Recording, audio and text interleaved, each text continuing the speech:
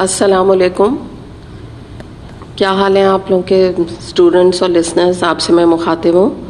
اللہ تعالیٰ سے دعا ہے کہ اللہ تعالیٰ آپ سب کو عافیت کاملہ اور صحت کاملہ عطا فرمائے، اور ہم سب کو بھی، اور ہمارے شہر میں بھی، ہمارے ملک میں بھی سب عافیت رکھے، اور اس وبا سے اللہ تعالیٰ ہم سب کو محفوظ کرے، اور جلد از جلد اللہ تعالیٰ اس کا کوئی تدارک کر دے.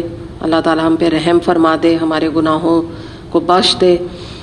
تو اس میں مجھے آپ کو تھوڑا سا ایک بات آپ سے کرنا چاہ رہی تھی کہ اس میں جو پریشانی ہے وہ تو بجا ہے، لیکن یہ کہ جو مومن ہوتے ہیں یا قرآن سے جڑے ہوئے لوگ ہوتے ہیں تو وہ الحمدللہ پریشان نہیں ہوتے اللہ تعالیٰ کی ہر آزمائش پہ. جیسا کہ ابھی آپ نے اتنا قرآن پڑھا تو آپ نے یہی بات جان لی ہوگی اچھے طریقے سے. تو یہ ہے کہ جو آپ کو کچھ واٹس ایپ پہ چیزیں مل رہی ہیں کہ جیسے سورہ المعون 7 دفعہ پڑھ لو، یا آیت کریمہ کا اجتماعی طور پہ ختم کرا لیا جائے، یا سلاموں کا ختم کرا لیا جائے، تو آپ تو یہ اچھی طرح ان چیزوں کو جانتے ہیں کہ یہ سب بدعت میں شمار ہوتی ہیں، اور نبی کریم صلی اللہ علیہ وسلم سے ہمیں کوئی اس کی دلیل نہیں ملتی. تو میں کچھ چیزیں آج آپ کے سامنے رکھ دیتی ہوں کہ تاکہ آپ پریشان نہ ہو اور ان چیزوں کا آپ اہتمام کیجئے. اس میں سب سے پہلے تو آپ کو صبح و شام کی دعائیں دی گئی ہیں، تو ان کا آپ ریگولرلی صبح اور شام ان کو آپ ابھی آپ کو یاد نہیں ہوگی یقیناً، تو آپ پڑھیے.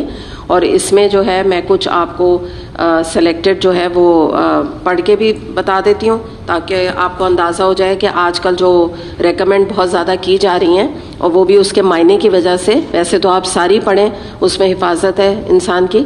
تو اس میں یہ پہلی دعا ہے، بسم اللہ الذی لا یضر مع اسمہ شیء فی الارض ولا فی السماء وہو السمیع العلیم. 3 مرتبہ صبح اور 3 مرتبہ شام آپ پڑھ لیجئے. اس کے بعد پھر یہ والی آتی ہے، اللہم انی اسألک العافیہ فی الدنیا والآخرہ، اللہم انی اسألک العفو والعافیہ فی دینی و دنیای و اہلی و مالی، اللہم استر عوراتی وآمر روعاتی، اللہم احفظنی من بین یدی ومن خلفی وعن یمینی وعن شمالی ومن فوقی واعوذ بعظمتک ان اغتال من تحتی. اس کے علاوہ اگلی دعا ہے، اللہم عافنی فی بدنی، اللہم عافنی فی سمعی، اللہم عافنی فی بصری، لا الہ الا انت، اللہم انی اعوذ بک من الکفر والفقر، اللہم انی اعوذ بک من عذاب القبر، لا الہ الا انت. پھر اس کے علاوہ ہم یہ دیکھتے ہیں اللہ پہ توکل کے لیے یہ بڑی پیاری قرآنی دعا ہے، صبح و شام میں ہی موجود ہے، حسبی اللہ لا الہ الا هو علیہ توکلت وہو رب العرش العظیم. 7 مرتبہ یہ صبح اور 7 مرتبہ شام آپ پڑھ لیں. مجھے اللہ ہی کافی ہے، اس کے سوا کوئی معبود نہیں، اسی پہ میں نے بھروسہ کیا اور وہ عرش عظیم کا رب ہے.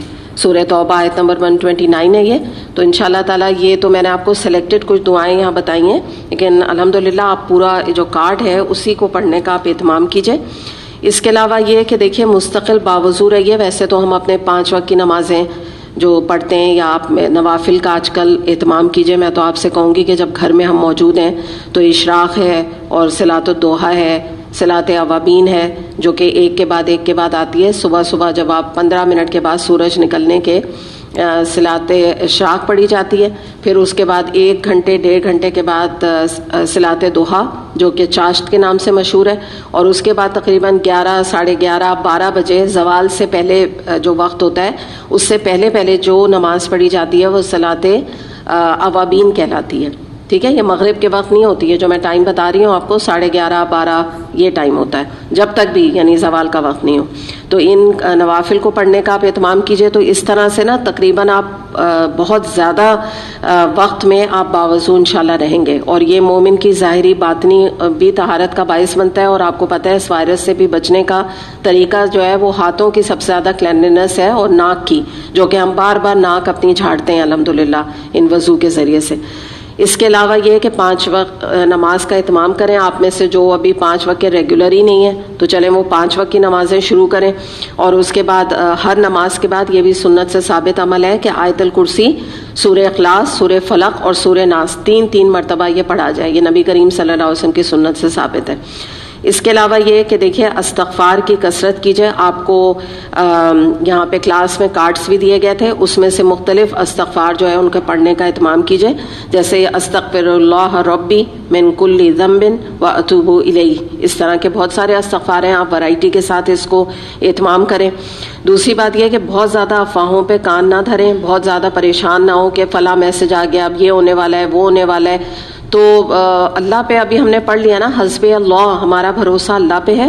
بس ٹھیک ہے، جو کچھ اللہ تعالیٰ کی طرف سے ہے، اللہ تعالیٰ بس اس آزمائش کو دور کرے. ظاہر ہے ہم گھر میں ہیں، ہم دعا پڑھیں، اور اللہ نے آپ پہ بڑا کرم کیا ہے کہ ایسے وقت میں الحمدللہ اللہ نے ہمیں دیکھے. بس جو بھی اب ہم تو خود ایوری ڈے ریکارڈنگ کراتے، ڈرتے ہیں کہ پتہ نہیں اگلے دن ہم کرا پائیں گے کہ بھی نہیں. تو جو بھی آپ تک یہ الحمدللہ قرآن پہنچ رہا ہے تو یہ اللہ کا کرم ہے، آپ کی نیت ہے الحمدللہ اچھی، جو آپ اس سے اٹیچ رہیں گے انشاءاللہ. تو بہت ہی دلچسپی کے ساتھ، انٹرسٹ کے ساتھ، آرام سے بیٹھ کے ہیڈ فونز لگا کے ایک پراپر کلاس کے جیسا ایک ماحول نہیں ہوتا وہ بنائیے اپنے لیے.